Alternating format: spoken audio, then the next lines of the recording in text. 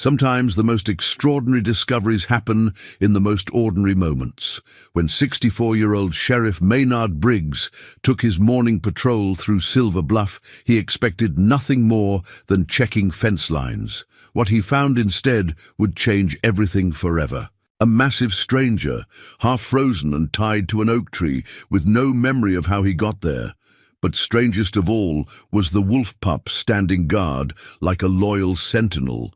The stranger called himself Colt, and that wolf pup refused to leave his side. Soon, whispers began spreading about old military experiments and Cold War secrets buried in the town's history.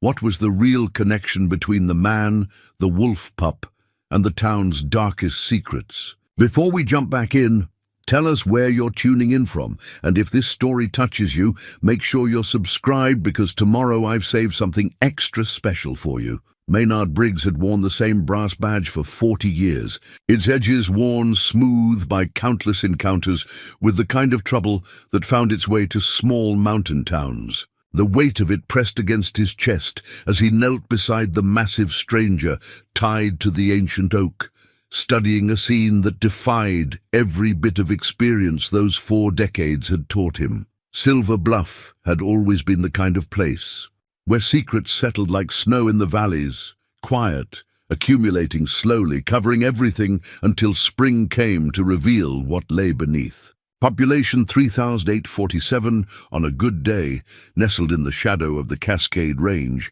It was the sort of town where 3 generations might live in the same house, and everyone knew everyone else's business. Or thought they did. The stranger, Colt, he'd said his name was, possessed the kind of presence that filled a room even when he was unconscious.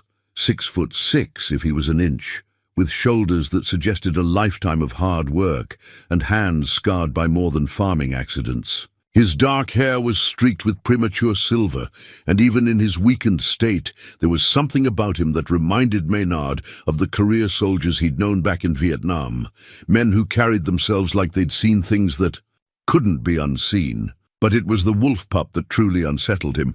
Deputy Tom Walsh had been on the force for 15 years, long enough to handle most anything Silver Bluff could throw at him. But he stood a respectful distance from the animal. The pup couldn't have been more than 6 months old, its coat a rich grey-brown that would darken with age, but it watched them with eyes far too intelligent for something that should still be learning to hunt mice. Never seen anything like it. "Sheriff," Tom said, adjusting his hat nervously, "that little thing hasn't moved more than 3 feet from him since we got here. Won't let anyone get too close, but it's not aggressive, just protective." Dr. Sarah Chen had arrived 20 minutes ago, her small SUV crunching through the early snow that had begun falling during the night. At 45, she carried herself with the quiet confidence of someone who'd seen enough of life to know that most problems had solutions if you looked at them from the right angle. She'd moved to Silver Bluff 8 years ago after her husband died, trading a busy practice in Seattle for the gentler rhythms of small-town medicine. The decision had cost her professionally, but it had saved her personally. She approached Colt with the methodical care of someone who understood that first. Impressions in medicine often determined everything that followed. Her examination was thorough, professional, but Maynard noticed her frown deepening as she worked. "His vital signs are remarkably stable considering the exposure," she said finally, straightening and pulling off her latex gloves. "Body temperatures only dropped a degree below normal, which shouldn't be possible given that he was out here all night in temperatures that dropped to 15 below. She paused, choosing her words carefully. "His pulse is strong, blood pressure perfect, and his reflexes are enhanced." Enhanced how? Response time that's about 30% faster than normal. Muscle tone that suggests either exceptional genetics or very specific conditioning. And these scars... She gestured to several faint marks visible along his forearms. They're surgical, precise, recent enough to still be visible, but old enough to be fully healed. The wolf pup raised its head as if following their conversation, those unsettling eyes moving from face to face before settling back on Colt. It made no sound, but something in its posture suggested it was listening, processing, understanding far more than any animal should. Silver Bluff had been founded in 1887 by three families, the Blackwoods, the Harpers, and the Donnellys. They'd come west with railroad money and timber ambitions, carving a town from wilderness that had seemed endless at the time. The Blackwoods still owned the lumber mill that employed half the town, though Henry Blackwood, patriarch at 78, had largely retired to the sprawling family compound on the hill overlooking Main Street. The Harpers had diversified into real estate and banking, their fingerprints on most of the commercial development that had kept the town alive when the timber industry struggled. The Donnellys had gone into politics, producing 2 mayors and a state senator over the decades, their influence extending well beyond the town limits. These 3 families had guided Silver Bluff through the Depression, 2 world wars, and the economic uncertainty of the late 20th century. They'd done it with a combination of pragmatism, unity, and an understanding that some decisions were best made quietly, away from the scrutiny of outsiders. Maynard had lived in their shadows his entire life, accepting their guidance as part of the natural order of things. His own family had arrived in 1923, late enough to be considered newcomers by some standards, early enough to have earned a measure of respect. His father had worked the mills, his mother had taught school, and Maynard had followed his calling into law enforcement with their blessing and the quiet approval of the founding families. But 40 years of keeping the peace had taught him to recognize when something didn't fit the pattern. And everything about this morning, from the mysterious stranger to the impossible behavior of a wolf pup that should have been hiding in the forest, suggested that Silver Bluff's carefully maintained order was about to be tested in ways none of them had anticipated. "We'll need to get him to the clinic," Dr. Chen said, gathering her medical bag. "I want to run some blood work, get him warmed up properly. That exposure should have killed him, and I want to understand why it didn't." "And the wolf?" Tom asked, eyeing the animal nervously. As if responding to the question, the pup rose gracefully to its feet and moved to position itself between the men and Colt, not threatening, but unmistakably protective. It looked up at Maynard with those 2 intelligent eyes and made a soft sound that wasn't quite a whine, wasn't quite a growl, but somehow managed to convey both patience and warning. "Looks like they're a package deal," Maynard said, touching his badge unconsciously. 4 decades of experience told him this was the beginning of something that would test everything he thought he knew about his quiet mountain town. He helped Dr. Chen and Tom load Colt onto the medical transport, the wolf pup following without hesitation, settling beside the stretcher as if it belonged there. As they drove toward town, Maynard found himself thinking about patterns and disruptions, about the weight of secrets and the price of keeping them. The snow continued to fall, covering their tracks, erasing the evidence of whatever had happened on that remote patch of land. But some things Maynard knew couldn't be covered up quite so easily. The stranger called Colt and his unlikely guardian were about to become part of Silver Bluff's story, and something deep in his bones told him that story was about to take a turn none of them had seen coming. Silver Bluff had kept its secrets for over a century. As they descended toward the lights of town, Maynard wondered if that was about to change forever. The discovery came during Colt's second day at the Silver Bluff Medical Clinic, when Dr. Chen was changing the dressing on a wound that had healed with impossible speed. Her fingers brushed against something metallic beneath his shirt, a chain so thin it was nearly invisible, supporting a dog tag that had been hidden against his skin. But this wasn't like any military identification Maynard had ever seen. Sometimes the most extraordinary discoveries happen in the most ordinary moments. When 64-year-old Sheriff Maynard Briggs took his morning patrol through Silver Bluff, he expected nothing more than checking fence lines. What he found instead would change everything forever. A massive stranger, half frozen and tied to an oak tree, with no memory of how he got there. But strangest of all was the wolf pup, standing guard like a loyal sentinel.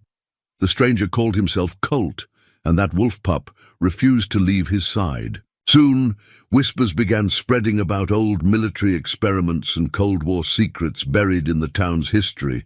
What was the real connection between the man, the wolf pup, and the town's darkest secrets? Before we jump back in, tell us where you're tuning in from. And if this story touches you, make sure you're subscribed, because tomorrow I've saved something extra special for you. Maynard Briggs had worn the same brass badge for 40 years, its edges worn smooth by countless encounters with the kind of trouble that found its way to small mountain towns. The weight of it pressed against his chest as he knelt beside the massive stranger tied to the ancient oak, studying a scene that defied every bit of experience those 4 decades had taught him. Silver Bluff had always been the kind of place where secrets settled like snow in the valleys, quiet, accumulating slowly, covering everything until spring came to reveal what lay beneath. Population 3,847 on a good day, nestled in the shadow of the Cascade Range. It was the sort of town where 3 generations might live in the same house, and everyone knew everyone else's business. Or thought they did. The stranger, Colt, he'd said his name was, possessed the kind of presence that filled a room, even when he was unconscious, 6'6" if he was an inch, with shoulders that suggested a lifetime of hard work and hands scarred by more than farming accidents. His dark hair was streaked with premature silver, and even in his weakened state, there was something about him that reminded Maynard of the career soldiers he'd known back in Vietnam. Men who carried themselves like they'd seen things that couldn't be unseen. But it was the wolf pup that truly unsettled him. Deputy Tom Walsh had been on the force for 15 years, long enough to handle most anything Silver Bluff could throw at him, but he stood a respectful distance from the animal. The pup couldn't have been more than 6 months old, its coat a rich grey-brown that would darken with age, but it watched them with eyes far too intelligent for something that should still be learning to hunt mice. Never seen anything like it. "Sheriff," Tom said, adjusting his hat nervously, "that little thing hasn't moved more than 3 feet from him since we got here. Won't let anyone get too close, but it's not aggressive, just protective." Dr. Sarah Chen had arrived 20 minutes. "Hey, go," her small SUV crunching through the early snow that had begun falling during the night. At 45, she carried herself with the quiet confidence of someone who'd seen enough of life to know that most problems had solutions if you looked at them from the right angle. She'd moved to Silver Bluff 8 years ago after her husband. Ed died, trading a busy practice in Seattle for the gentler rhythms of small-town medicine. The decision had cost her professionally, but it had saved her personally. She approached Colt with the methodical care of someone who understood that first impressions in medicine often determined everything that followed. Her examination was thorough, professional, but Maynard noticed her frown deepening as she worked. "His vital signs are remarkably stable considering the exposure," she said finally, straightening and pulling off her latex gloves. "Body temperatures only dropped a degree below normal, which shouldn't be possible given that he was out here all night in temperatures that dropped to 15 below. She paused, choosing her words carefully. "His pulse is strong, blood pressure perfect, and his reflexes are enhanced." Enhanced how? Response time that's about 30% faster than normal. Muscle tone that suggests either exceptional genetics or very specific conditioning. And these scars, she gestured to several faint marks visible along his forearms. They're surgical, precise, recent enough to still be visible, but old enough to be fully healed. The wolf pup raised its head, as if following their conversation, those unsettling eyes moving from face to face before settling back on Colt. It made no sound, but something in its posture suggested it was listening, processing, understanding far more than any animal should. Silver Bluff had been founded in 1887 by 3 families, the Blackwoods, the Harpers, and the Donnellys. They'd come west with railroad money and timber ambitions, carving a town from wilderness that had seemed endless at the time. The Blackwoods still owned the lumber mill that employed half the town, though Henry Blackwood, patriarch at 78, had largely retired to the sprawling family compound on the hill overlooking Main Street. The Harpers had diversified into real estate and banking, their fingerprints on most of the commercial development that had kept the town alive when the timber industry struggled. The Donnellys had gone into politics, producing 2 mayors and a state senator over the decades, their influence extending well beyond the town limits.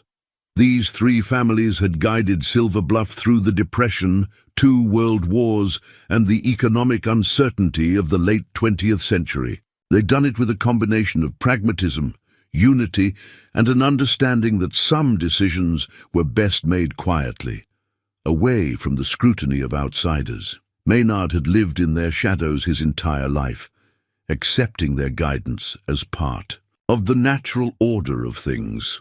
His own family had arrived in 1923, late enough to be considered newcomers by some standards, early enough to have earned a measure of respect. His father had worked the mills, his mother had taught school, and Maynard had followed his calling into law enforcement with their blessing and the quiet approval of the founding families. But 40 years of keeping the peace had taught him to recognize when something didn't fit the pattern, and everything about this morning, from the mysterious stranger to the impossible behavior of a wolf pup that should have been hiding in the forest, suggested that Silver Bluff's carefully maintained order was about to be tested in ways none of them had anticipated. "We'll need to get him to the clinic," Dr. Chen said, gathering her medical bag. "I want to run some blood work, get him warmed up properly. That exposure should have killed him, and I want to understand why it didn't." "And the wolf?" Tom asked, eyeing the animal nervously. As if responding to the question, the pup rose gracefully to its feet and moved to position itself between the men and Colt. Not threatening, but unmistakably protective. It looked up at Maynard with those 2 intelligent eyes, and made a soft sound that wasn't quite a whine, wasn't quite a growl, but somehow managed to convey both patience and warning. "Looks like they're a package deal," Maynard said, touching his badge unconsciously. 4 decades of experience told him this was the beginning of something that would test everything he thought he knew about his quiet mountain town. He helped Dr. Chen and Tom load Colt onto the medical transport, the wolf pup following without hesitation, settling beside the stretcher as if it belonged there. As they drove toward town, Maynard found himself thinking about patterns and disruptions, about the weight of secrets and the price of keeping them. The snow continued to fall, covering their tracks, erasing the evidence of whatever had happened on that remote patch of land. But some things, Maynard knew, couldn't be covered up quite so easily. The stranger called Colt and his unlikely guardian were about to become part of Silver Bluff's story, and something deep in his bones told him that story was about to take a turn none of them had seen coming. Silver Bluff had kept its secrets for over a century. As they descended toward the lights of town, Maynard wondered if that was about to change forever. The discovery came during Colt's 2nd day at the Silver Bluff Medical Clinic, when Dr. Chen was changing the dressing on a wound that had healed. With impossible speed, her fingers brushed against something metallic beneath his shirt, a chain so thin it was nearly invisible, supporting a dog tag that had been hidden against his skin. But this wasn't like any military identification Maynard had ever seen. The tag was made of an unfamiliar alloy, darker than standard issue, with markings that looked official but followed no format he recognized. Instead of a name, service number, and branch designation, there were only a series of numbers and letters. W7823X, followed by what appeared to be coordinates and a date from 1978. "Winter Wolf," Dr. Chen said quietly, reading the partial inscription visible on the worn surface. "What do you suppose that means?" Colt had awakened that morning with no more memory than the day before, but his body was recovering at a rate that defied medical explanation. The frostbite that should have cost him fingers and toes was already healing. His core temperature had normalized within hours rather than days.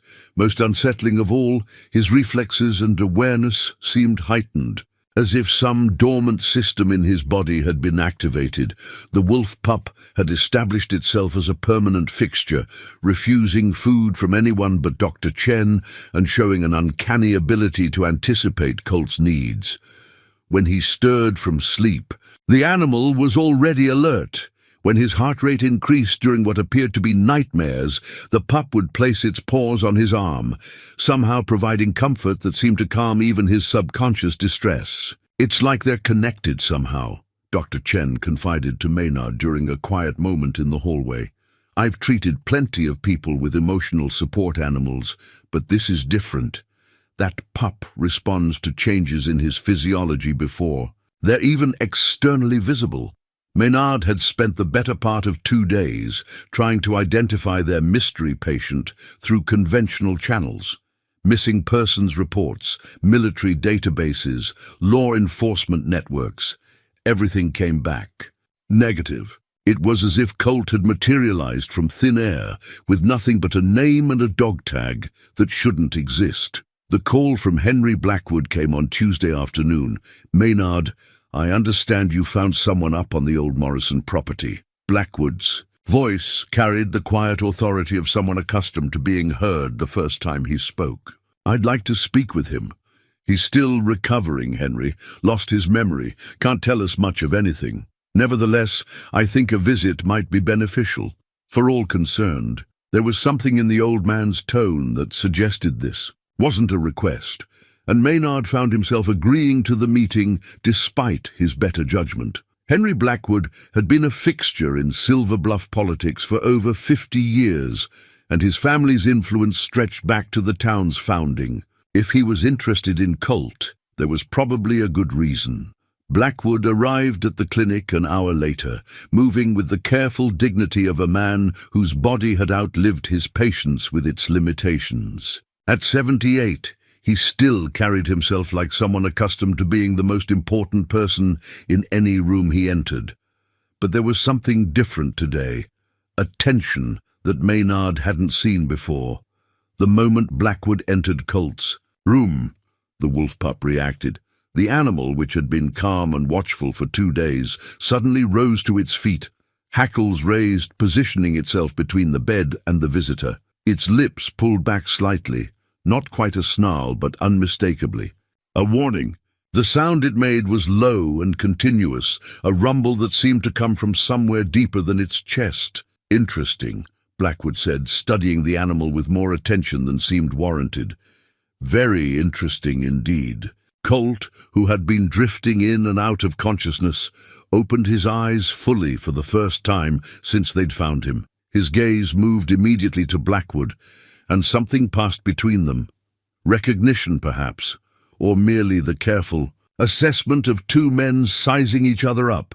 "Do we know each other?" Colt asked, his voice rough from disuse, but stronger than it had been. "I don't believe we've been formally introduced," Blackwood replied, but his eyes never left Colt's face. "Though you remind me of someone I knew a long time ago, someone who disappeared during a very difficult period in our nation's history." The wolf pup's agitation increased, and Dr. Chen stepped forward. "I think that's enough for today. Mr. Colt needs rest, and frankly, I don't like how stressed the animal is becoming."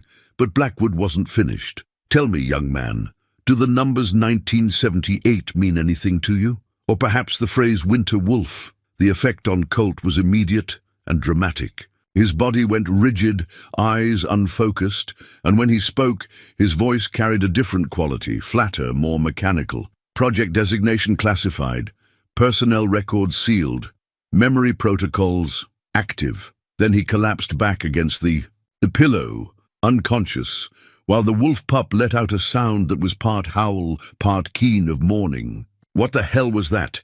Dr. Chen demanded, but Blackwood was already moving toward the door. "Old ghosts," he said quietly. "I think it would be best if we kept this conversation confidential, for everyone's safety." After Blackwood left, Maynard spent the afternoon in his office, staring at a copy of the mysterious dog tag and trying to piece together a puzzle that seemed to grow more complex with every new piece of information. The coordinates led to a location in the Montana wilderness, hundreds of miles from Silver Bluff. The date placed whatever had happened there during the height of the Cold War. On impulse, he pulled out the archive boxes containing old newspaper, clippings, and official correspondence from the late 1970s. Silver Bluff had been relatively quiet during those years, but there had been some unusual activity. Government surveyors, military personnel conducting environmental assessments, and a significant influx of federal funding for undisclosed research initiatives. Most interesting was a brief mention. In the town council minutes from August 1978, Mr. Blackwood reported successful completion of the federal contract. All personnel have been relocated as agreed. Facilities have been decommissioned and secured. What federal contract? What facilities? And why had Henry Blackwood, a lumber baron, been involved in something that required relocating personnel and decommissioning facilities? That evening, as Maynard was preparing to leave the clinic, Dr. Chen approached him with new concerns. "He's been talking in his sleep," she said. "Technical language mostly. Medical terminology, some kind of code sequences, and names. He keeps saying Emma and asking someone to forgive him." The wolf pup had positioned itself so it could see both the door and the window, and its eyes tracked movement in the hallway, with the focused attention of a sentry.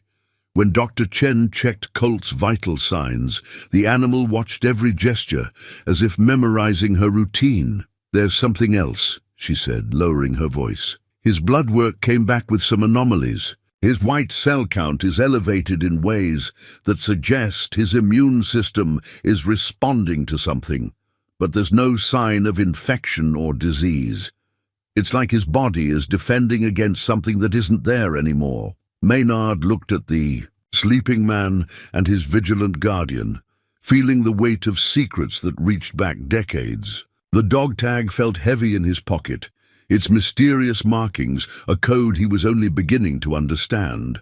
Whatever had brought Colt to Silver Bluff was connected to the town's past in ways that Henry Blackwood clearly understood. The question was whether that past was something the town needed to remember or something it had spent 40 years trying to forget.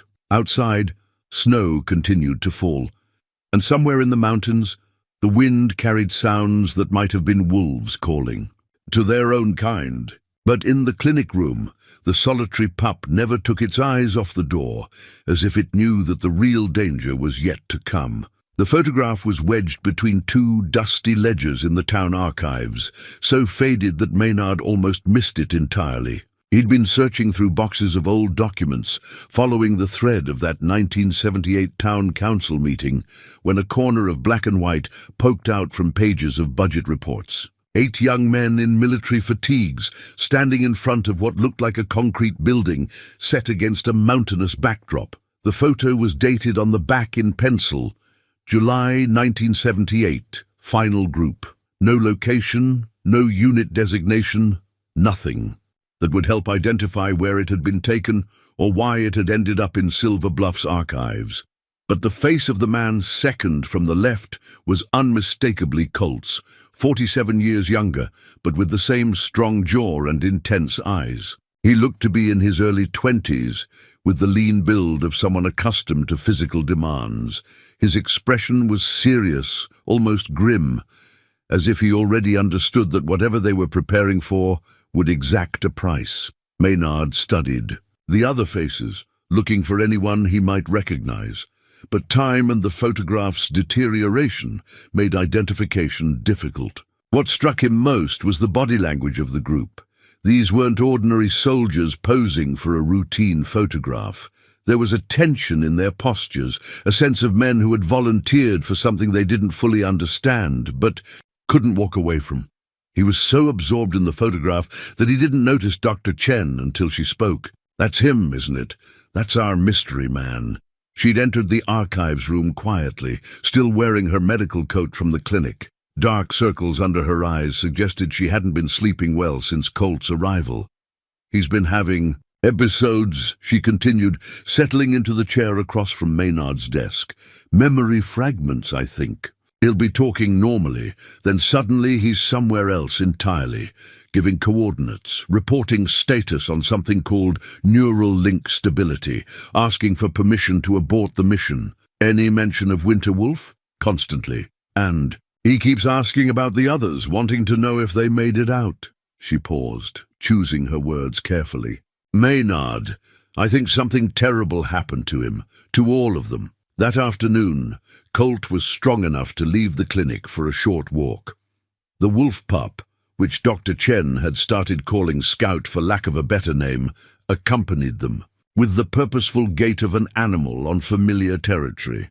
What unsettled Maynard was how familiar the territory seemed to be. Scout led them through the residential streets with complete confidence, turning at intersections as if following a memorized route.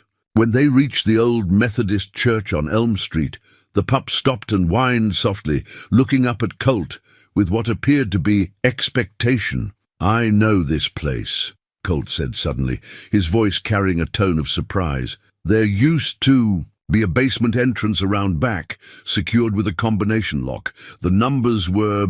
He paused, pressing his palm against his forehead. I can't remember the numbers, but I remember being here. They found the entrance exactly where Colt had indicated, though it had been sealed with concrete sometime in the distant past. Scout sniffed around the edges, then sat back on its haunches and howled, a sound so mournful it raised the hair on Maynard's arms. What was down there? Maynard asked. Debriefing rooms, medical facilities, and something else, something important. But I can't... Colt stumbled, catching himself against the church wall. His face had gone pale, and when he looked up, there was fear in his eyes. They did things to us, didn't they? Things we volunteered for, but didn't really understand. The woman approached them as they were walking back toward town. She appeared ordinary enough. Mid-40s, professional dress, the kind of unremarkable appearance that would blend into any crowd. But Scout's reaction was immediate and violent. The pup positioned itself in front of Colt and snarled with genuine aggression, hackles raised, ready to attack. Mr. Colt, she said, ignoring the wolf's threat display. My name is Sarah Kane. I'm with the Department of Defense, and I need to speak with you about your current situation. Colt's response was as dramatic as Scout's.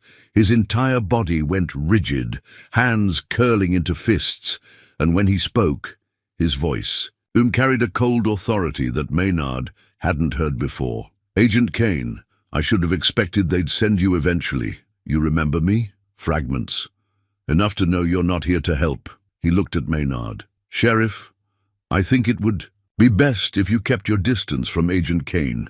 People around her tend to disappear. Kane's smile was professionally pleasant and completely without warmth. Now, there's no need for dramatics. I'm simply here to facilitate Mr. Colt's return to appropriate medical facilities. His condition requires specialized treatment that small-town medicine can't provide. My condition, the neural modifications are unstable. Without proper monitoring and medication, you could suffer permanent psychological damage. Or worse. Scout's snarling intensified, and Colt placed a calming hand on the animal's head. The gesture was automatic, natural, as if they'd done it countless times before. I'm not going anywhere with you, Agent Kane. And I suspect the good. A sheriff here wouldn't approve of federal agents operating in his jurisdiction without proper notification. The tension between them was palpable. Years of history compressed into a few moments of careful verbal sparring. Kane studied Colt with the focused attention of a predator sizing up prey, while Scout never took its eyes off her, muscles coiled. For action. Very well, Kane said finally. But Mr. Colt, you should understand that your presence here puts this entire community at risk. The program you were part of was classified for good reason. Some secrets are too dangerous to be exposed.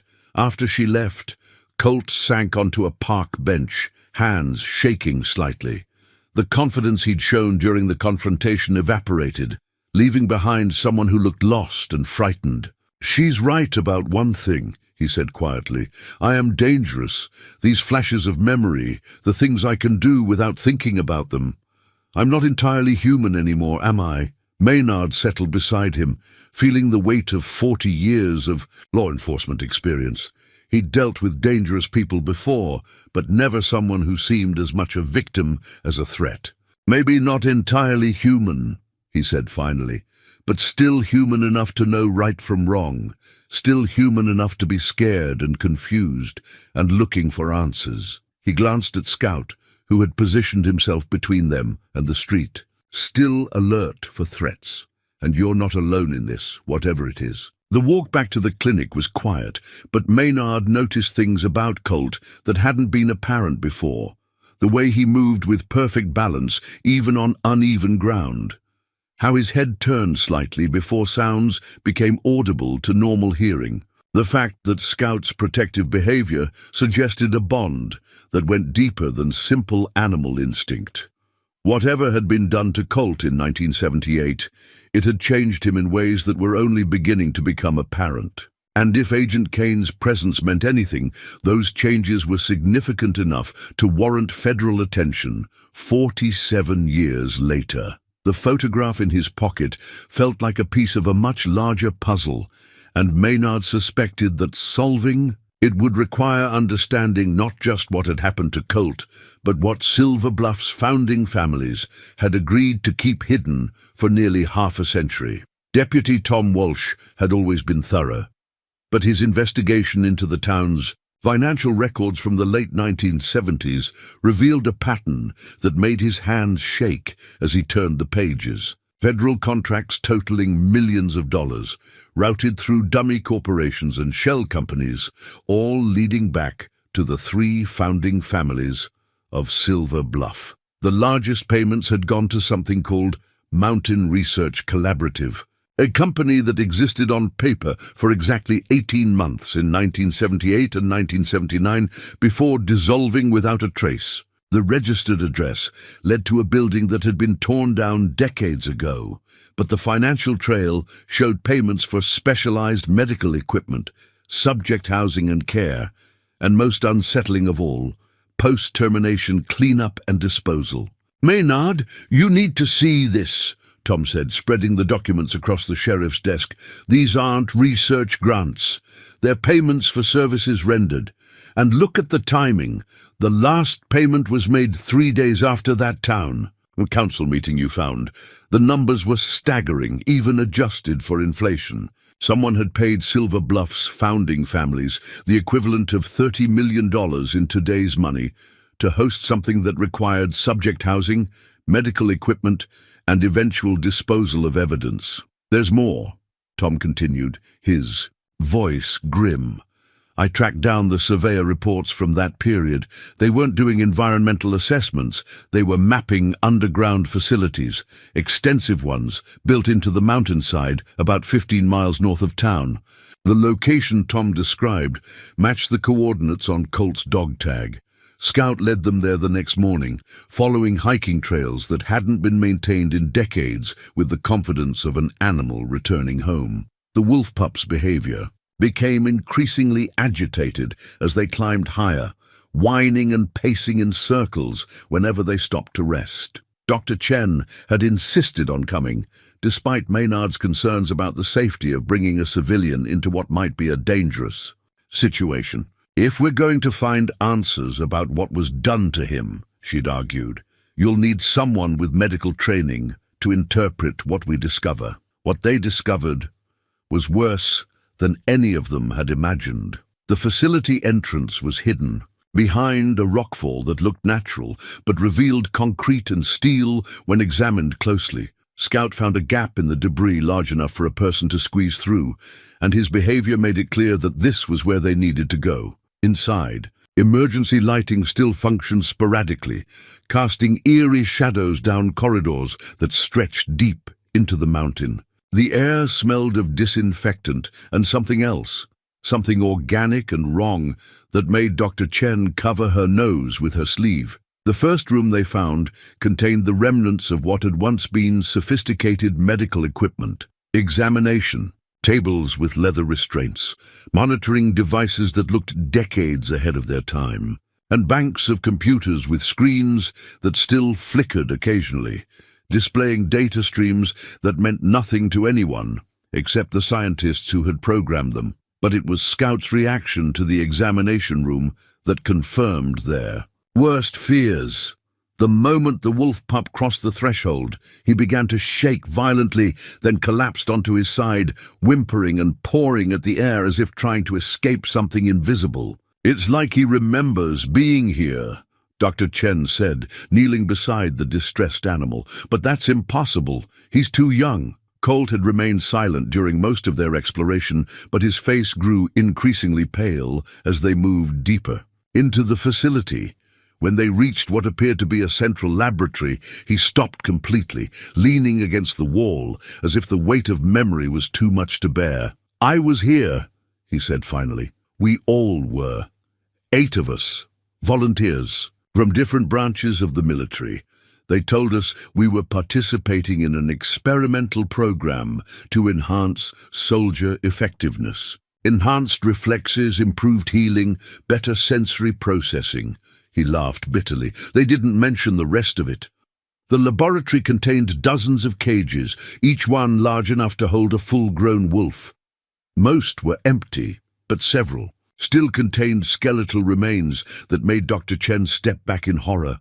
"They were experimenting on animals too," she whispered. "Not just animals," Colt corrected.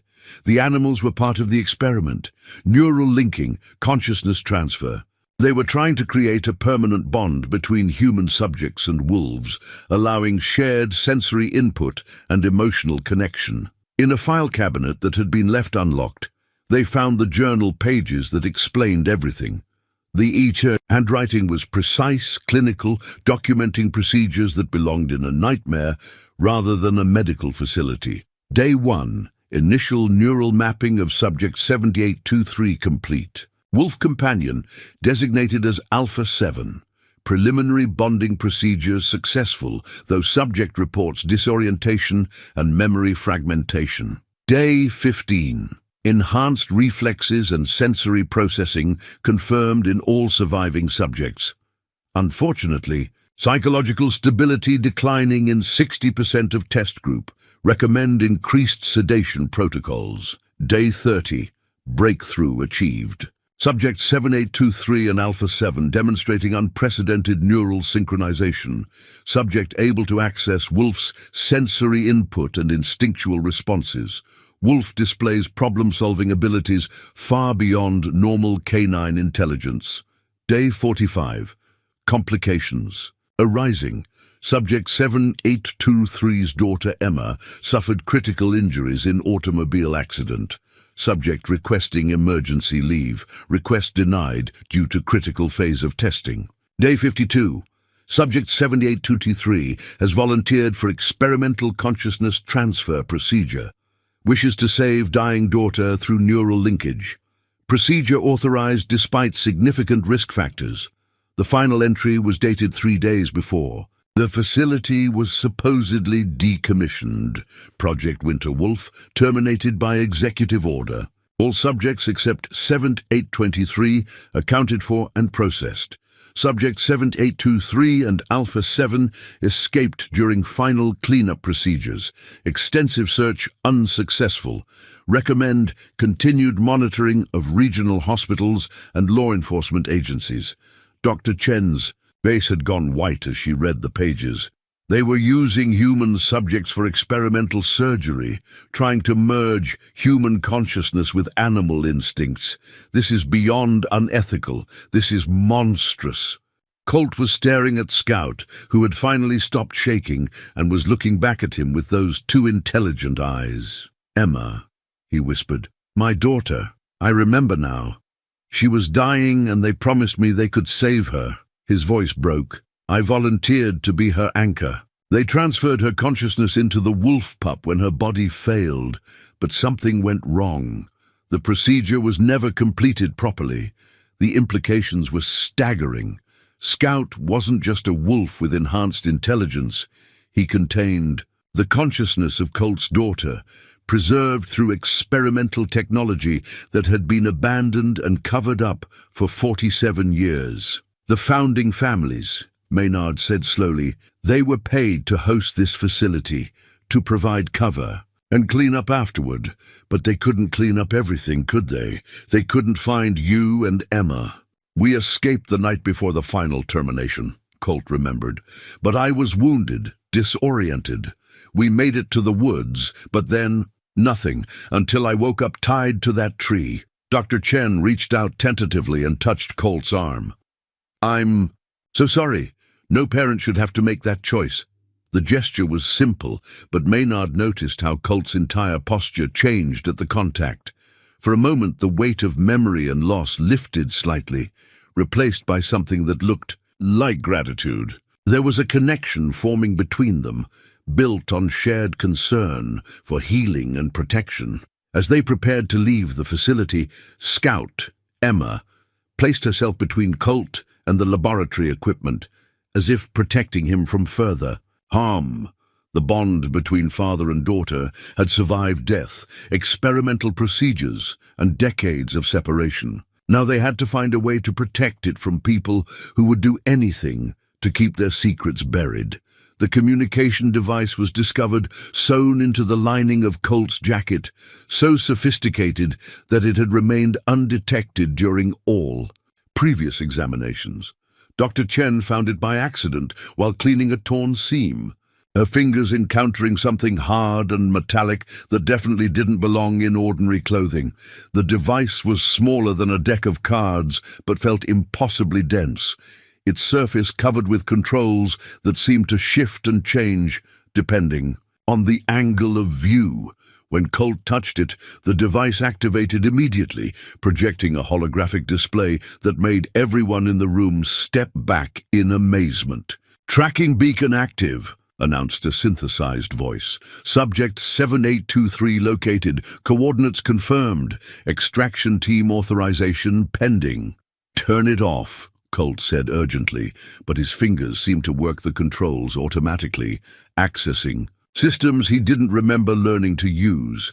The device cycled through multiple screens of data, his vital signs, location coordinates, even what appeared to be a psychological profile updated in real time. "They've been monitoring you this whole time," Dr. Chen realized. "Even after all these years, they've been tracking your location and condition." The implications were terrifying. Colt's arrival in Silver Bluff hadn't been random. He'd been guided here, monitored, possibly controlled by technology he didn't even know he possessed. And now his location had been confirmed to people who had every reason to want him silenced permanently. Emma, still in her wolf form, demonstrated problem-solving, abilities that left no doubt about her human consciousness. When Maynard showed her a simple maze puzzle designed for children, she solved it in seconds. When he presented her with a complex lock mechanism from the sheriff's office, she studied it briefly, then used her paws and teeth to manipulate the tumblers in exactly the right sequence. Most remarkably, she could communicate through a form of sign language that she and Colt had apparently developed during their years together. Simple gestures conveyed complex thoughts. Danger approaching, need to hide, remember the safe place. Watching a father and daughter communicate across the barrier of species was both heartwarming and heartbreaking. "She's trying to tell us something." "About Agent Kane," Colt translated after a series of increasingly agitated gestures. "Something about the real reason she's here." Their answer came that evening when Tom Walsh intercepted a encrypted communication at the sheriff's office. The equipment was old, but it picked up fragments of a conversation between Kane and her superiors that made everyone's blood run cold. "Subject is deteriorating faster than anticipated. Neural linkage showing signs of instability. Recommend immediate termination and disposal of both subjects before cannot risk exposure. The program was officially discontinued. If Congress discovers we've been conducting surveillance on surviving subjects, understood. Cleanup team will arrive tomorrow.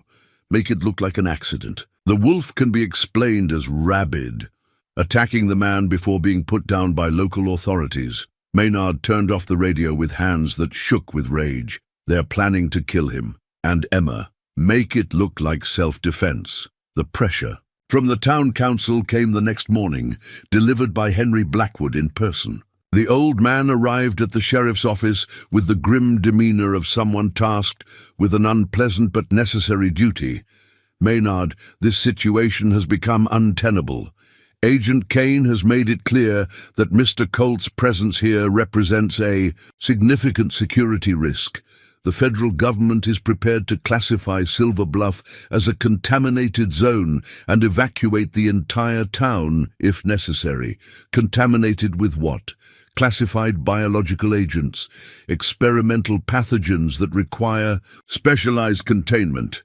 Blackwood's eyes were cold, businesslike. "Unless Mr. Colt volunteers for immediate relocation to a federal facility, we could lose everything we've built here." Maynard studied the man who had been a fixture in town leadership for as long as he could remember. "You knew about this from the beginning. The facility, the experiments, what they did to those soldiers, you've known for 47 years. I knew that sometimes difficult decisions must be made for the greater good." 8 young men volunteered to serve their country in ways that required sacrifice and secrecy. 7 of them fulfilled that obligation completely. His gaze hardened. The 8th is now putting an entire community at risk because he survived. When he was supposed to die, the conversation was interrupted by the sound of breaking glass from the clinic. Maynard and Blackwood ran toward the building, arriving to find Colt standing in the parking lot. Emma at his side, both of them facing 3 men in tactical gear who had clearly not expected their target to be aware of their approach. What followed was a demonstration of capabilities that left no doubt about the effectiveness of Project Winter Wolf. Colt moved with inhuman speed and precision, anticipating attacks before they were fully launched, countering with techniques that seemed to blend military training with predatory instincts. Emma coordinated with him seamlessly, creating a 2-front attack that overwhelmed their would-be captors within moments. But it was the sensory demonstration that truly unsettled everyone watching. Colt identified the number of additional personnel positioned around the building, their exact locations, and the type of weapons they carried, all without looking in their direction. 4 more on the roof of the hardware store, he said calmly, restraining one of the attackers with cable ties Tom had provided. 2 in the alley behind the diner, 1 in a vehicle approximately 200 yards north. They're all using subsonic ammunition and thermal imaging scopes. "How can you possibly know that?" Dr. Chen asked. He looked at Emma, who tilted her head toward the various positions he'd identified. "She can smell the oil they use to maintain their weapons, hear heartbeats that are elevated due to adrenaline, sense body heat through walls. We share that sensory input now." Agent Kane appeared 20 minutes later, furious that her extraction team had been neutralized by local law enforcement and a small-town sheriff who should have been easily managed. "You're interfering with a matter of national security," she informed Maynard coldly. "Mr. Colt is government property, created through classified research funded by taxpayer dollars. His continued existence outside federal custody constitutes theft of military assets." "He's a human being," Dr. Chen interrupted. "Whatever was done to him doesn't change that fact." "Actually, it does." Kane smiled without warmth. "According to federal law, subjects who undergo experimental modification become property of the agency that funded their enhancement. Mr. Colt legally ceased to be a citizen when he volunteered for Project Winter Wolf." Emma growled low in her throat, and Colt placed a protective hand on her head. The gesture was automatic, natural, but it reminded everyone present that they weren't just dealing with one experimental subject. They were dealing with a father and daughter who had already lost everything once and weren't prepared to let it happen again. "The choice is simple," Kane continued. "Voluntary surrender for processing, or we classify this entire area as a containment zone and handle the situation through more direct methods." As she spoke, Maynard noticed movement on the surrounding rooftops. Kane's backup team was still in position, still armed, still waiting for the order to end this situation permanently. The communication device in Colt's pocket continued to emit soft beeps, tracking their location and broadcasting it to people who had decided that some secrets were worth any number of lives to protect. They returned to the abandoned facility that night, using Emma's enhanced senses to avoid Kane's surveillance teams that had positioned themselves around the town. The wolf moved through the darkness with purpose, leading them deeper into the mountain complex than they had ventured during their first exploration. The neural interface headset was located in what had once been the primary research laboratory, sealed behind a vault door that required both biometric identification and a complex access code. Emma approached the scanner with the confidence of someone who had done this many times before, and when Colt placed his hand on the reader, the massive door cycled open with a soft pneumatic hiss. The headset itself was a marvel of technology that seemed decades ahead of anything that should have existed in 1978. Composed of a lightweight metallic mesh studded with thousands of microscopic sensors, it was designed to interface directly with human neural tissue while simultaneously monitoring and modifying brainwave patterns. "This is impossible," Dr. Chen whispered,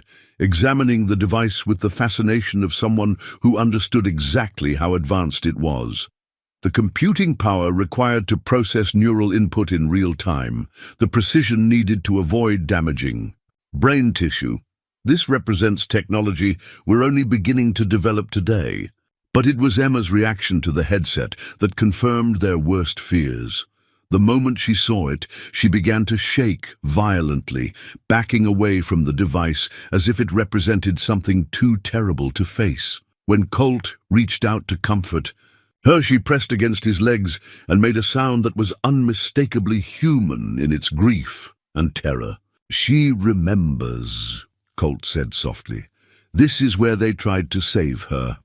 The complete research files were stored in a computer system that activated when the headset was removed from its storage unit. The holographic displays that filled the laboratory showed detailed brain scans, surgical procedures, and most disturbing of all, real-time footage of the consciousness transfer experiments. The video logs were narrated by Dr. Marcus Webb, the project's chief researcher, whose cold, scientific enthusiasm for the procedures made everyone in the room feel sick. Day 47. Subject 7823's daughter suffered massive trauma in automobile accident. Brain activity declining rapidly, but subject has requested experimental intervention using our consciousness transfer protocols. The opportunity to test our procedures on a dying human subject represents an invaluable research opportunity.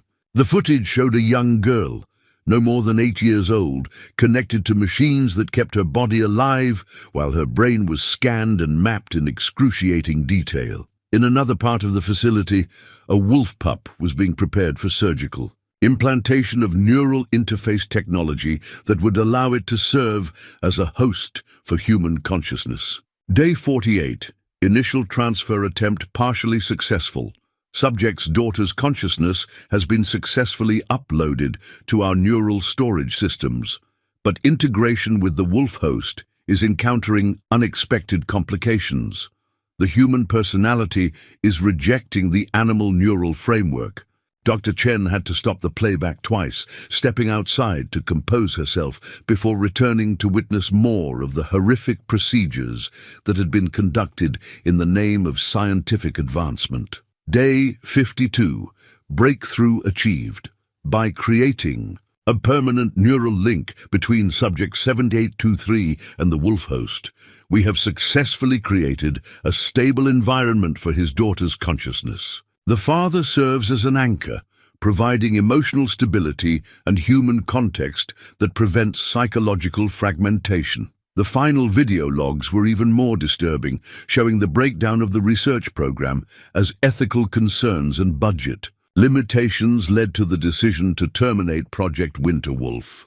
Day 58. Orders received to discontinue all research and eliminate evidence. Subjects 1 through 7 have been processed and disposed of according to protocol. Subject 7823 refuses termination procedures, claiming that ending his life would result in the death of his daughter's consciousness. Team recommends immediate extraction and processing before subjects can escape containment. Day 59, subjects. 7-8-23 and host organism escaped during night shift. Facility lockdown initiated, but extensive search unsuccessful. Dr. Webb recommends continued monitoring of regional medical facilities and law enforcement agencies for any sign of the missing subjects. The horror of what they were seeing was compounded by the realization that Silver Bluff's founding families had not only known about these experiments, they had actively participated in covering them up for 47 years. Financial records found in Dr.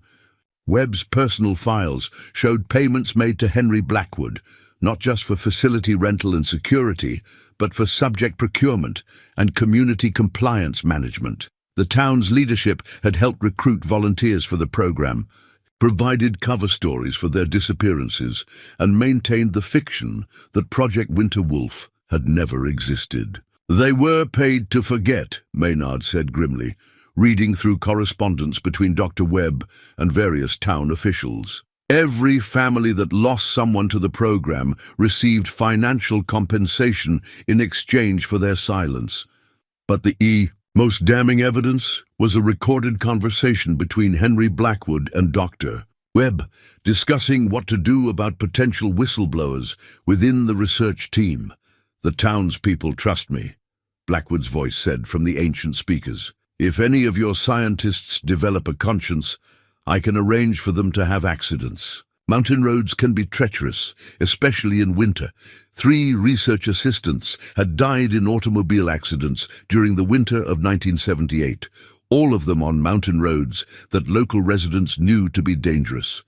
Their deaths had been ruled accidental, but the timing and circumstances suggested a more sinister explanation. Emma approached the neural interface headset again, this time with the purposeful gait of someone who had made a difficult decision. She looked up at Colt, then at Dr. Chen, making a series of gestures that conveyed complex thoughts about choice, sacrifice, and love. "She wants to show us something," Colt translated, "but it requires activating the interface." "Absolutely not," Dr. Chen said immediately. "We have no idea what that device might do to either of you. The technology is completely untested by modern standards." But Emma was insistent, pressing closer to the headset and making sounds that were clearly attempts at human speech. Finally, she managed to produce something that sounded unmistakably like "Daddy" and "Help." The realization hit everyone simultaneously. Emma wasn't just a wolf with human consciousness. She was a little girl, trapped in an animal's body, unable to communicate her thoughts and feelings except through primitive gestures and animal sounds. The neural interface might be the only way for her to speak to her father again. Outside the facility, they could hear the sound of vehicles approaching. Kane had apparently decided that subtlety was no longer necessary. She was bringing enough firepower to end the situation permanently, and the only people standing between her and 2 innocent victims were a small-town sheriff, a country doctor, and the remnants of a community that had built its prosperity on blood money. Time was running out, and the choices they made in the next few hours would determine not only the fate of a father and daughter who had already sacrificed everything, but the soul of a town that had spent nearly half a century trying to forget the price of its silence. The locket was discovered in the most unexpected place, around Emma's neck, hidden beneath her thick fur and hanging from a chain so fine it was nearly invisible. Dr. Chen found it while examining the wolf for injuries after their escape from Kane's surveillance team, her fingers encountering the small metal object that had somehow remained concealed for 47 years. When she opened it, everyone in the room fell silent. The photograph inside showed a little girl with bright eyes and a gap-toothed smile standing next to a younger version of Colt in what appeared to be a hospital room. The child was wearing a patient gown and was clearly sick. Her hair was thin from chemotherapy, her face pale from treatments, but her smile was radiant with the kind of pure joy that only children possess. On the back of the photograph in Colt's handwriting was a simple inscription: "Emma Briggs Colt, age 8, bravest girl in the world. Daddy loves you forever. Briggs Colt. The hyphenated name hit Maynard like a physical blow. What was your brother's name? Doctor. Chen asked gently, noticing how pale the sheriff had become. Michael Briggs. Maynard's voice was barely a whisper. He disappeared in 1978, just vanished one day, left a note saying he was going to help with some kind of government research program. We never heard from him again. Colt looked up sharply, memories flooding back with sudden, overwhelming clarity. Mickey Briggs. You were Mickey's little brother. He talked about you constantly. His baby brother, who was going to be a sheriff someday, make their parents proud. His eyes filled with tears. Mickey was Subject 7824. He volunteered for the program right after I did, said he had family he wanted to protect. The truth unfolded like a nightmare, coming into focus. Michael Briggs had been one of the 8 volunteers for Project Winter Wolf, motivated not by patriotism or adventure, but by love for a younger brother he wanted to shield from whatever dangers might threaten their small mountain town. He had undergone the same experimental procedures as Colt, the same neural modifications and consciousness alterations, and like 6 of the other volunteers, he had died during the termination procedures when the project was shut down. They killed him, Maynard said, his voice flat with shock. My brother volunteered to serve his country, and they murdered him to cover up their mistakes. But the revelations were far from over. In the deepest files of the research facility, they found documentation that revealed the true architect of Project Winter Wolf. Not Dr. Marcus Webb, but Henry Blackwood himself. The elderly patriarch of Silver Bluff had not simply provided facilities and cover for government research. He had conceived, designed, and overseen the entire program, using his connections in the military-industrial complex to secure funding and his influence in the town to ensure complete secrecy. The correspondence between Blackwood and various government officials painted a picture of a man obsessed with creating enhanced soldiers who could serve as the ultimate weapons in Cold War conflicts. His vision had been to combine human intelligence with animal instincts, creating operatives who could survive in any environment while maintaining perfect loyalty to their handlers. The applications are limitless. Blackwood had written to a Pentagon contact in 1977, soldiers who can track enemies through scent, who possess the reflexes of predators, who can communicate across species barriers for reconnaissance purposes. We could revolutionize warfare itself, but the program had faced constant problems. The neural modification procedures had killed more volunteers than they enhanced.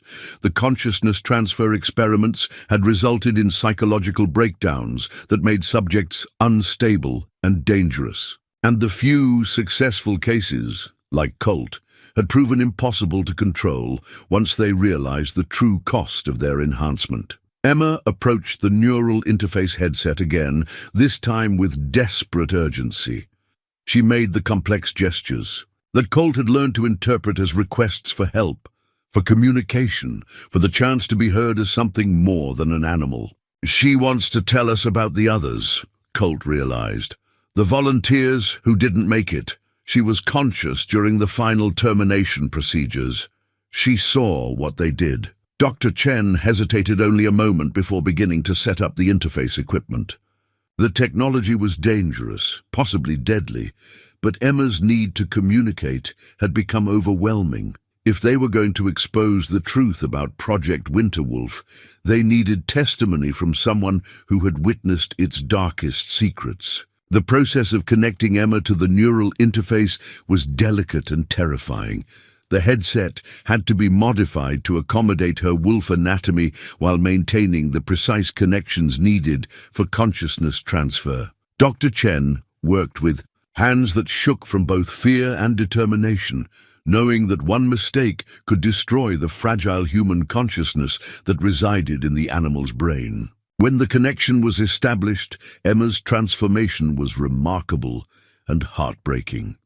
Her posture changed, becoming more human-like, and when she looked at them, It was with the eyes of an 8-year-old girl who had endured more trauma than any child should ever face. "Daddy," the voice that came through the interface speakers was thin and electronic, but unmistakably that of a young girl. "I've been trying to talk to you for so long."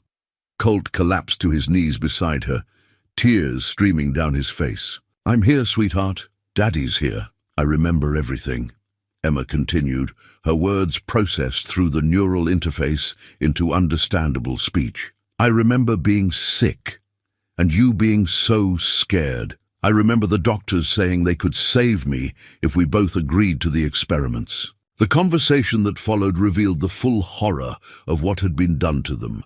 Emma had died during the consciousness transfer procedure, her body unable to survive the trauma of neural extraction, but her consciousness had been successfully uploaded to the wolf host, creating a hybrid being that was neither fully human nor fully animal. "The other soldiers," Emma said, her electronic voice filled with grief. "They tried to escape when they realized what was really happening, but Mr. Blackwood's men caught them. They were taken to the termination chamber one by one." She described the systematic murder of the remaining test subjects, all carried out under Henry Blackwood's direct supervision. Michael Briggs had been among the last to die, fighting desperately to protect the other volunteers until the end. "Uncle Mickey tried to save everyone," Emma told Maynard. "He said he had a little brother he wanted to go home to. He made me promise that if I ever got the chance, I would find you and tell you he loved you." The weight of 47 years of lies and cover-ups crashed down on all of them.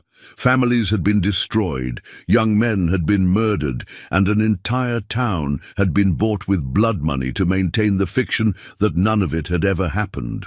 But Emma wasn't finished.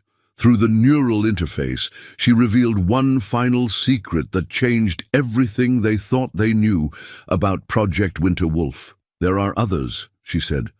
"Other subjects who escaped, other families who were torn apart. The experiments didn't end in 1978. They just moved to different locations, different towns. Mr. Blackwood has been running them for decades, creating enhanced soldiers and selling them to the highest bidders." The communication device in Colt's pocket began beeping frantically as Emma's revelations were automatically recorded and transmitted. Somewhere, people who had spent nearly 50 years protecting their secrets were learning that their carefully maintained lies were about to be exposed. Outside the facility, they could hear the sound of helicopters approaching. Agent Kane had clearly decided that the situation had escalated beyond her ability to contain it quietly. She was bringing federal firepower to end this permanently, and the only thing standing between her and success was a family that had already died once and refused to stay dead. Emma looked at her father through the wolf's eyes, and for the first time in 47 years, she spoke the words that had been trapped in her animal throat.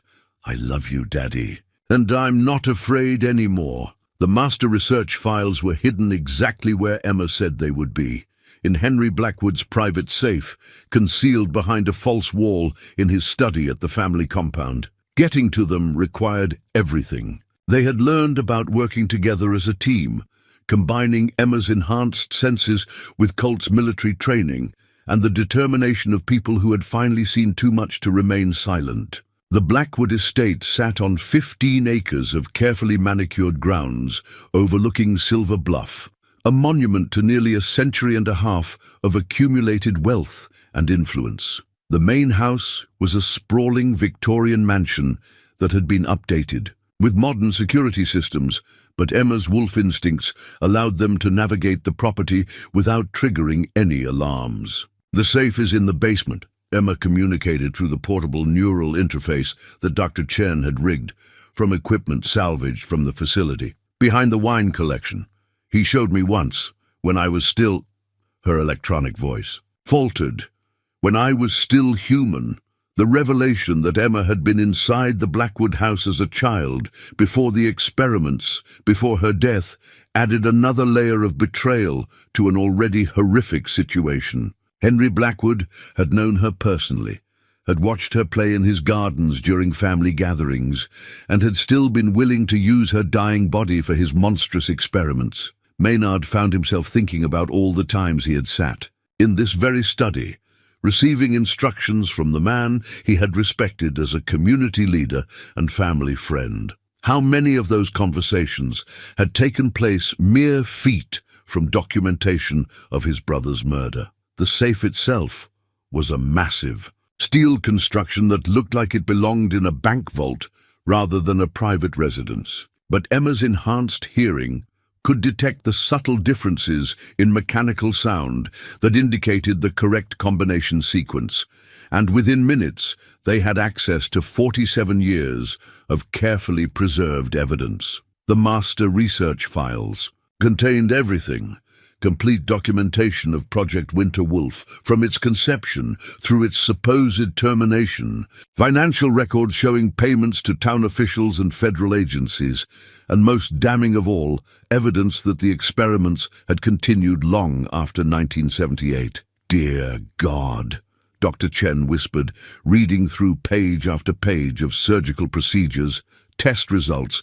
and casualty reports. He's been doing this for decades, different locations, different funding sources, but the same basic experiments. The files revealed a network of black site research facilities scattered across rural America, all of them operated under Henry Blackwood's oversight and funded through a combination of private military contractors and foreign governments. Hundreds of volunteers had been recruited over the years, most of them from small towns where disappearances could be easily explained, and families could be quietly compensated for their loss. But it was the contemporary files that truly shocked them. Project Winter Wolf hadn't been terminated, it had been privatized. Blackwood had been selling enhanced soldiers to the highest bidders, creating custom-designed operatives for clients who required capabilities that regular military forces couldn't provide. He's got contracts with 3 different governments and at least a dozen private military corporations, Colt said, reading through the most recent documentation. Enhanced interrogators, superhuman scouts, soldiers who can operate in environments that would kill normal humans. Emma's reaction to the files was immediate and visceral. Through the neural interface, her emotional state flooded the communication system with grief and rage that made the speakers crackle with interference. She had spent 47 years believing that her sacrifice and her father's suffering had been part of a failed government program, a Cold War mistake that had ended with their escape, learning that her death had instead been the foundation for decades of continued experimentation, and murder was almost more than her fragile consciousness could bear. All those people, she said through the electronic voice system. All those families destroyed. And for what? Money? The confrontation with Henry Blackwood was inevitable, but it came sooner than any of them had expected. The old man appeared in the study doorway with the quiet dignity of someone who had been expecting this moment for years, accompanied by 2 security guards who looked more like soldiers than private employees. "I wondered when you would finally make it this far," he said, settling into the leather chair behind his desk as if they were having a routine business meeting. 47 years is a long time to keep a secret, but I suppose all secrets have their expiration date. Maynard stepped forward, his hand resting on his service weapon, but not yet drawing it. "You killed my brother. You killed 7 young men who volunteered to serve their country, and you've been profiting from their deaths ever since. Your brother volunteered for a program that required sacrifice. They all did. The fact that their sacrifice contributed to innovations that have saved countless other lives should be considered an honor, not a tragedy." "Saved lives?" Dr. Chen's voice was sharp with disbelief. "You've been creating enhanced killers for anyone willing to pay your price. That's not salvation, that's mass murder with a profit margin." Blackwood's expression never changed, but his eyes hardened with the cold calculation of someone who had made peace with necessary evils long ago. "Dr. Chen, your medical training should help you understand the concept of acceptable losses. Sometimes Individuals must die so that humanity as a whole can advance. Emma approached the desk, her wolf form moving with the controlled grace of an apex predator. When she looked up at Blackwood, her two intelligent eyes carried 47 years of accumulated rage and grief. "You knew me," she said through the neural interface speakers, her child's voice electronically distorted, but unmistakably human. "I played in your garden. I called you Uncle Henry, and you let them cut open my brain and steal my life." For the first time, Blackwood's composure cracked slightly. "Emma, I wondered if you would remember. I remember everything. Every procedure, every scream from the other test subjects, every lie you told my father about saving my life." The speakers crackled with emotional interference. "You didn't save me. You turned me into a living weapon and then tried to kill me when I became inconvenient." Outside, they could hear the approaching sound of helicopters. Agent Kane had apparently decided that stealth was no longer necessary. She was bringing enough firepower to level the entire Blackwood compound, if that's what it took to end the situation permanently. But the files had revealed something else, something that changed the dynamics of the confrontation entirely. Kane wasn't working for the Department of Defense. She was working for Blackwood himself, employed through one of his private military contractors to eliminate the last witnesses to his original experiments. "The federal agent who's been hunting us," Colt realized, reading through the personnel records. "She's one of yours. This whole thing has been a private cleanup operation." Blackwood's smile was cold and satisfied. "Agent Kane is extremely efficient. She's eliminated 16 other surviving subjects over the past decade, all of them made to look like accidents or natural deaths. You and Emma are simply the last items on a very long list." Dr. Chen had been working frantically to preserve the neural interface technology while they searched through the files, understanding that Emma's ability to communicate might be the key to exposing the truth to the outside world. The portable system she had constructed would allow Emma to testify about what she had witnessed, providing first-hand evidence of crimes that had been covered up for nearly half a century. "The broadcast equipment at the sheriff's station," she said suddenly. "If we can get Emma to the emergency transmission system, she can tell her story to anyone willing to listen. Once it's public, they can't cover it up anymore. But getting to the sheriff's station would require running a gauntlet of Kane's operatives, who had surrounded the Blackwood compound with military precision. The sound of helicopters had been joined by the rumble of ground vehicles, suggesting that they were facing a force equipped for full-scale combat rather than subtle elimination. Emma moved to the window, her enhanced senses scanning the surrounding property for threats. 12 soldiers on the ground, she reported through the neural interface. Helicopters carrying additional personnel, heavy weapons, night vision equipment, explosives. "They're not planning to take us alive," Colt observed grimly. "This is a termination operation." Maynard found himself thinking about 40 years of law enforcement, 40 years of believing that justice meant protecting the innocent and punishing the guilty. Everything he had believed about his community, his leaders, and his own family's history had been built on lies and blood money. But Emma's presence, the impossible bond between a father and daughter that had survived death itself, reminded him that some things were worth fighting for regardless of the odds. "Tom's bringing backup," he said, checking his radio for the signal. They had arranged. Half the town knows something's happening up here, and a lot of them have been asking questions about their own missing family members over the years. The people of Silver Bluff were about to learn the truth about the prosperity that had sustained their community for nearly 50 years. And some of them, at least, were prepared to stand up for what was right, even if it meant facing down federal agents and private military contractors. Emma looked up at her father, and for a moment the electronic distortion cleared enough for her natural voice to come through. "Daddy, I'm scared, but I'm ready."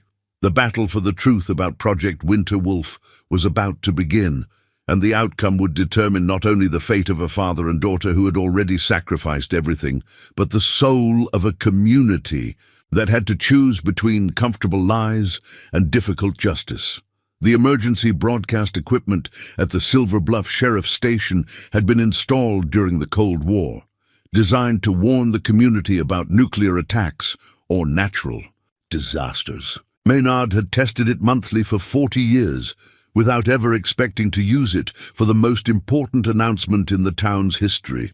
Agent Kane's helicopters were circling the Blackwood compound when they made their escape, using a combination of Emma's enhanced senses and Colt's military training to navigate through forest paths that avoided the main roads. Dr. Chen carried the portable neural interface equipment, maintaining Emma's ability to communicate as they moved through terrain that should have been impossible to traverse in complete darkness. 2 teams moving to intercept us at the bridge, Emma reported through the neural interface, her wolf form perfectly adapted for night reconnaissance.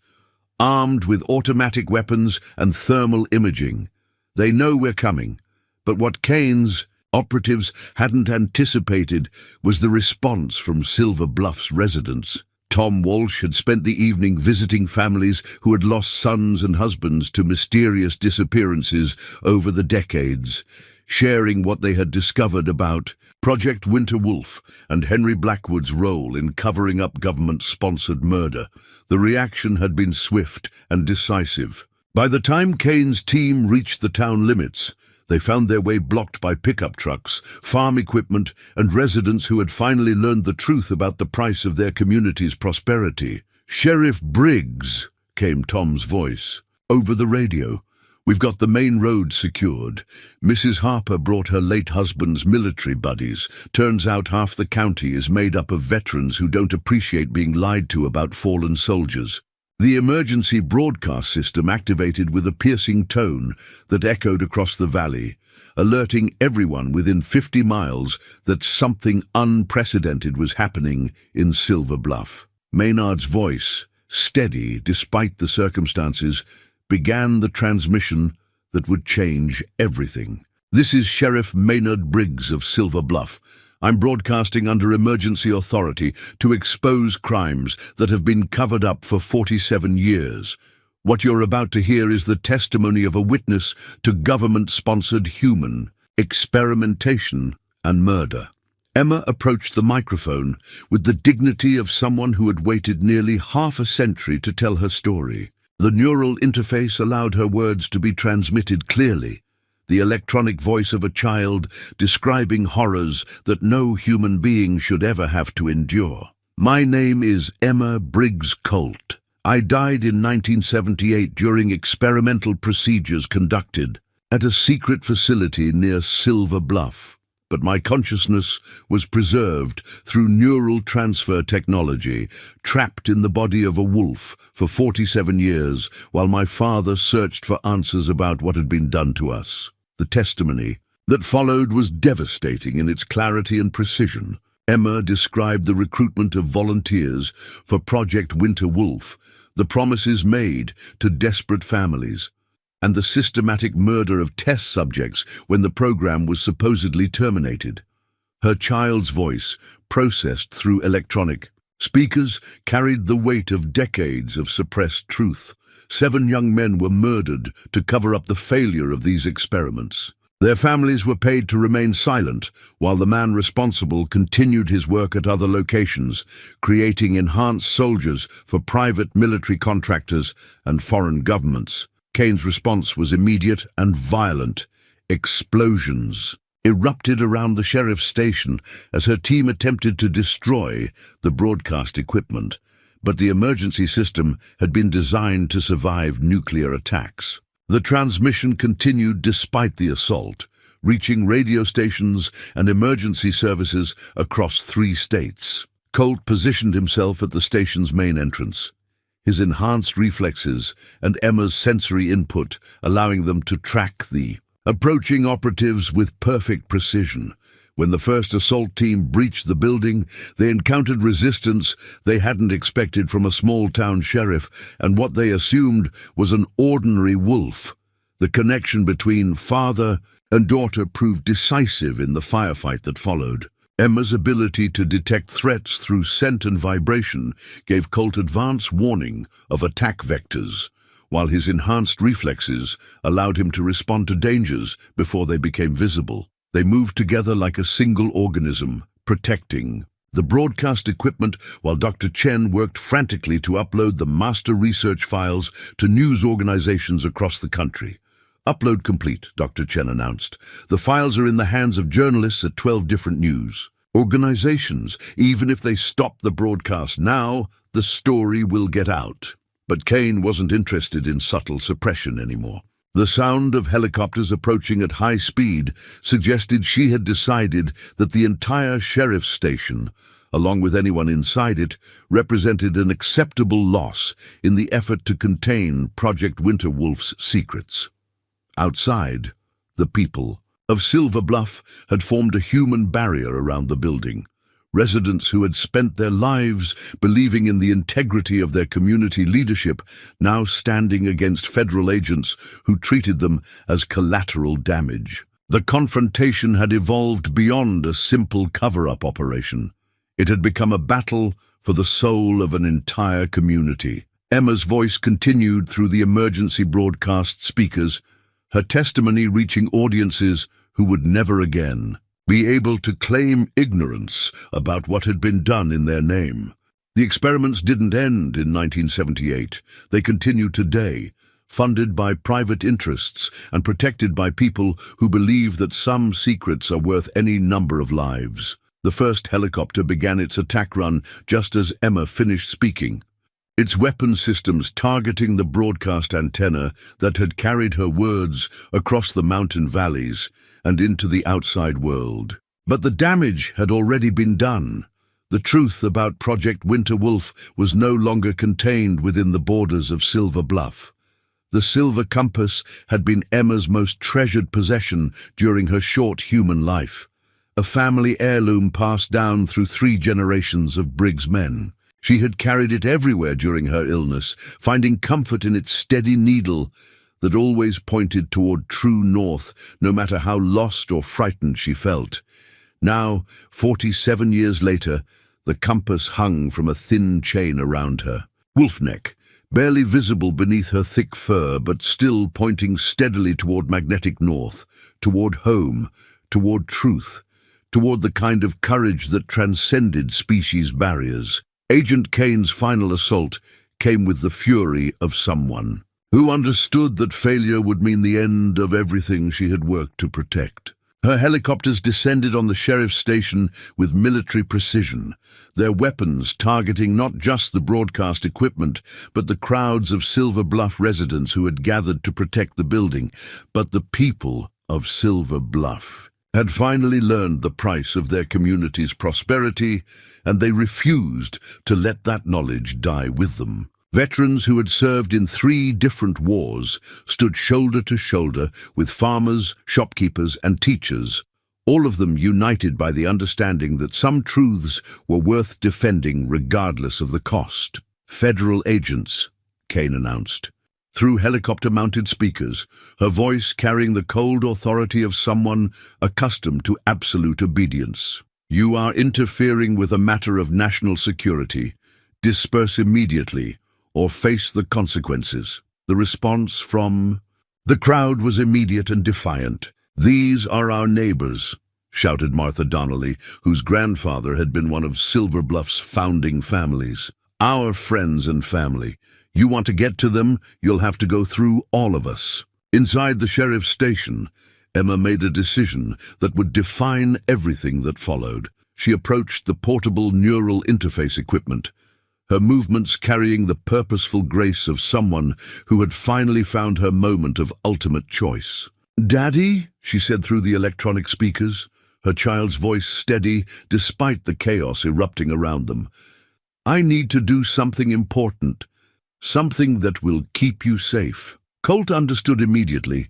The neural interface technology that had preserved Emma's consciousness could also be used to transmit it, broadcasting her memories and experiences directly to anyone equipped to receive the signal. But the process would require her to abandon the wolf body that had been her prison for 47 years, sacrificing her physical existence to ensure that the truth about Project Winterwolf could never again be suppressed. "No," he said, dropping to his knees beside her. "I won't lose you again. There has to be another way." "You're not losing me," Emma replied, her electronic voice filled with the kind of wisdom that transcended age and species. "You're setting me free, and you're making sure that Uncle Mickey and all the others didn't die for nothing." Dr. Chen worked frantically to establish the transmission protocol while Kane's operatives breached the building's outer defenses. The enhanced soldiers moved with inhuman speed and precision, but they encountered resistance they hadn't expected from Colt, whose connection with Emma allowed them to coordinate their defense with perfect synchronization.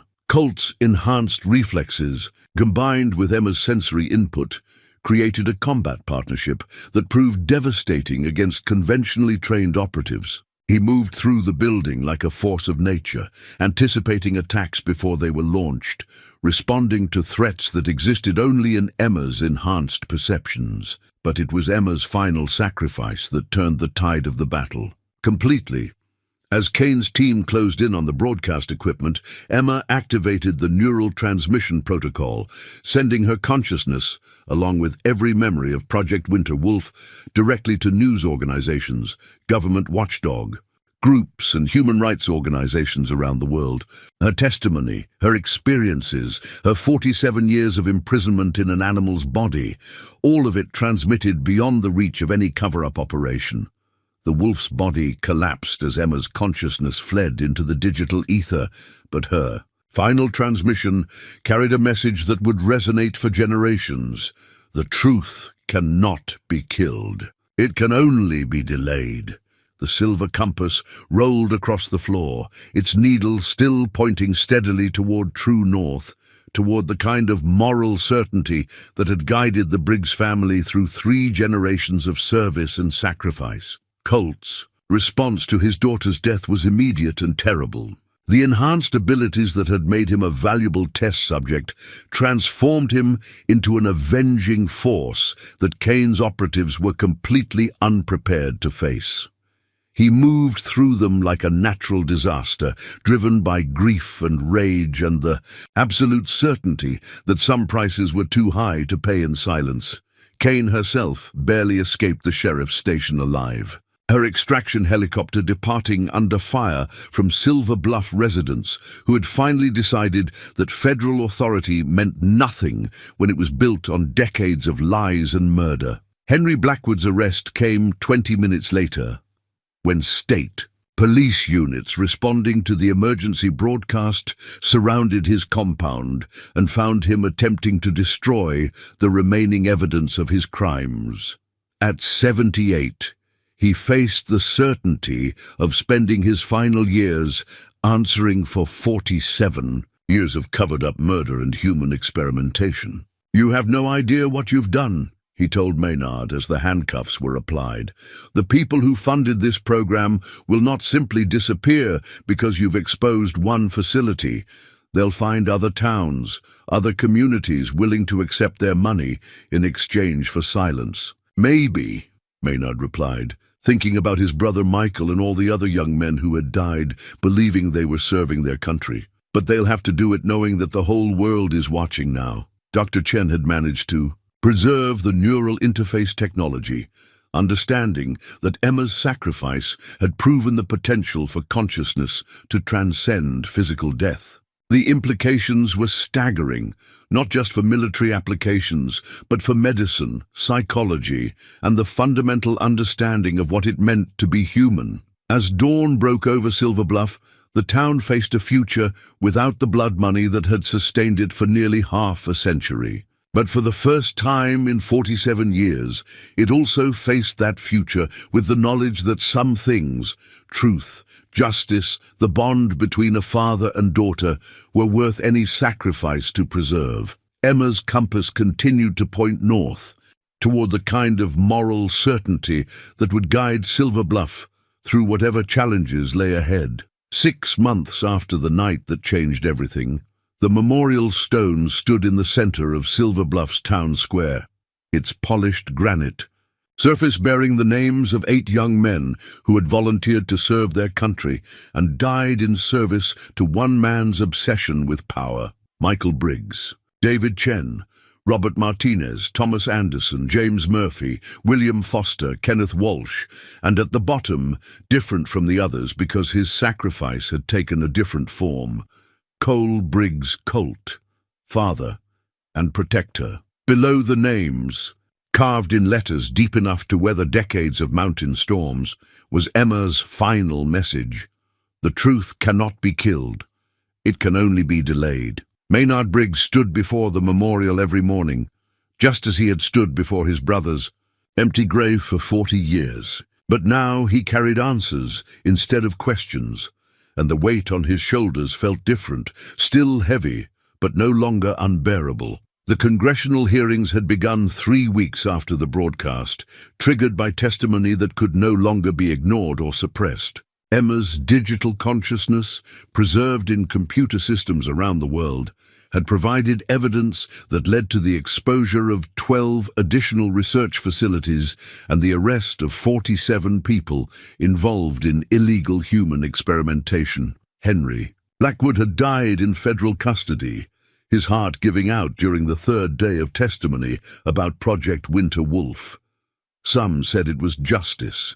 Others believed it was simply the body's final rebellion against carrying the weight of so many secrets for so long. Either way, his death had brought closure to families who had spent decades wondering what had happened to their missing loved.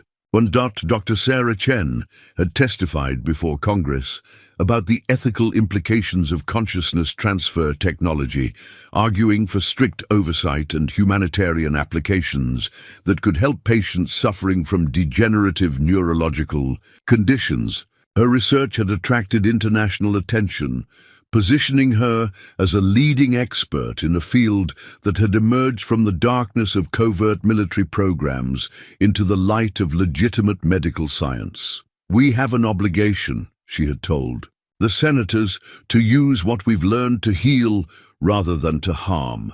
Emma's sacrifice gave us knowledge that could help thousands of people, but only if we choose to honor her memory by using it ethically. The technology that had preserved Emma's consciousness was now being studied by researchers at major universities, its potential applications extending far beyond the military enhancements that had originally motivated its development.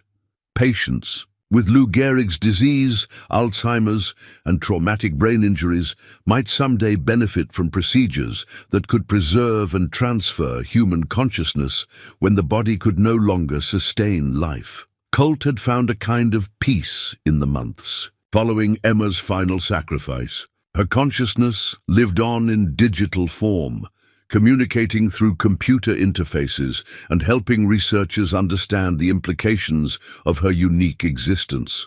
She was no longer trapped in an animal's body, no longer limited by the barriers between species, and her joy at being able to communicate freely was evident to everyone who interacted with her digital presence. "I'm not gone, Daddy," she had told him during their first conversation after her transition. "I'm just different, and now I can help other people the way I wanted to help when I was sick." Emma's digital consciousness had become a consultant for families dealing with terminal illnesses, offering comfort and guidance from someone who had experienced death and transformation in ways no human ever had. Her wisdom, preserved from childhood but expanded through decades of unique experience, provided insights that traditional counselors couldn't match. Silver Bluff itself was rebuilding, both physically and morally. The blood money that had sustained the town for 47 years was gone, but federal reparations and the economic boost from national media attention were helping the community transition to a more honest foundation. Tourism had increased dramatically as people came to see the town where the Project Winter Wolf conspiracy had been exposed. But these weren't the usual sightseers. They were families of military veterans, researchers interested in consciousness studies, and people seeking to understand how ordinary communities could become complicit in extraordinary evil. Tom Walsh had been elected sheriff in a special election, running on a platform of transparency and community healing. His first act in office had been to open the department's files to public scrutiny, ensuring that Silver Bluff's law enforcement would never again serve to protect secrets that should have been exposed. "We can't change what happened," he had said during his inaugural address, "but we can make sure it never happens again." On this particular morning, 6 months after the broadcast that changed everything, Colt walked through the town square with a companion who bore a striking resemblance to Emma's original wolf form. The animal moved with the same intelligent grace, the same protective instincts, the same unsettling awareness that had marked Emma during her decades of imprisonment. But this was a different wolf, one of several that had begun appearing in the mountains around Silver Bluff. Dr. Chen theorized that Emma's digital consciousness had somehow influenced the local wolf population, creating animals with enhanced intelligence and an unusual affinity for human contact. Whether through some unknown technological effect or simply the kind of magic that exists at the boundaries between science and love, Emma's presence continued to influence the physical world around her father. The wolves didn't speak through neural interfaces, but they communicated through gestures and behaviors that suggested understanding far beyond normal animal intelligence. "She's still with us," Colt had told Dr. Chen. "Different, but still Emma. Still protecting, still loving, still finding ways to help."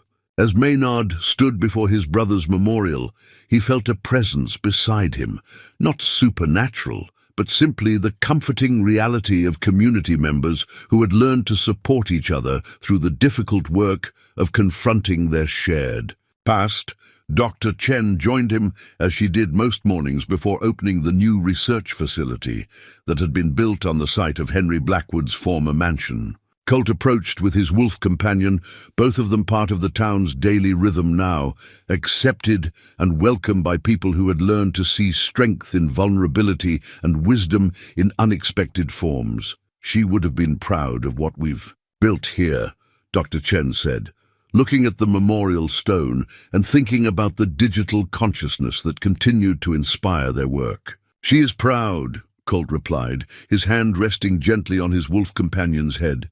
"Every day, she tells me how grateful she is that her sacrifice meant something, that it led to something good." The morning sun climbed higher over the mountain peaks, warming the memorial stone and casting long shadows across the town square. Silver Bluff faced its future with honesty rather than hidden prosperity, with community healing rather than complicit silence, with the understanding that some bonds between father and daughter, between past and present, between truth and justice, were stronger than any force that might try to break them. Emma's compass, now displayed in the town's historical museum, continued to point steadily north toward the kind of moral certainty that would guide Silver Bluff for generations to come. And in the digital networks that connected researchers around the world, a little girl's consciousness continued to grow and learn and help, proving that love truly was stronger than death, and that some sacrifices echoed forward through time in ways that changed the world forever.